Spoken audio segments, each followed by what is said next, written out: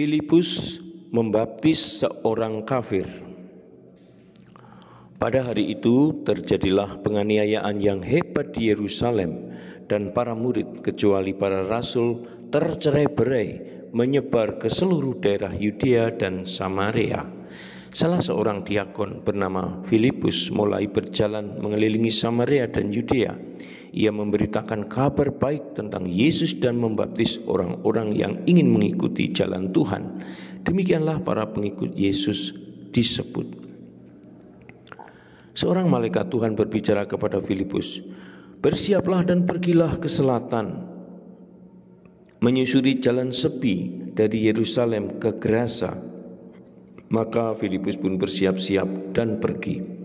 Tiba-tiba ia melihat seorang pejabat ratu Ethiopia sedang duduk di dalam keretanya dan membaca kitab suci.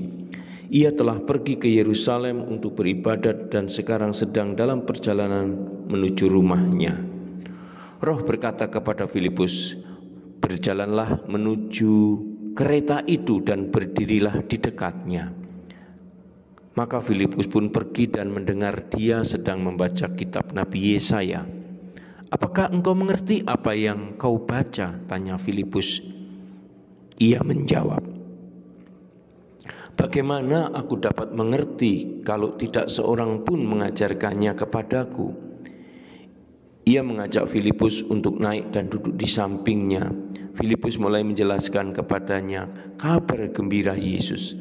Sementara mereka berjalan, tibalah mereka di suatu tempat yang ada airnya, dan pejabat itu bertanya, "Adakah sesuatu yang menghalangi aku untuk dibaptis?" Maka ia memerintahkan kereta itu berhenti, dan keduanya, Filipus dan pejabat itu, turun ke dalam air, dan Filipus membaptisnya. Sesudah mereka keluar dari air, Roh Tuhan membawa Filipus pergi. Pejabat itu tidak dapat melihatnya lagi, tetapi dengan gembira melanjutkan perjalanannya. Saudara dan sahabatku, itu yang ditulis oleh Hebnan dari Kisah 8. Semoga perjalanan diakon Filipus juga menjadi semangat perjalanan kita untuk senantiasa percaya bahwa Roh Kudus menyertai perjalanan pesiaran hidup kita dalam mewartakan kabar gembira, kabar kebenaran tentang Yesus Kristus. Salam Tuhan mencintai kita semua dengan hati yang berkobar.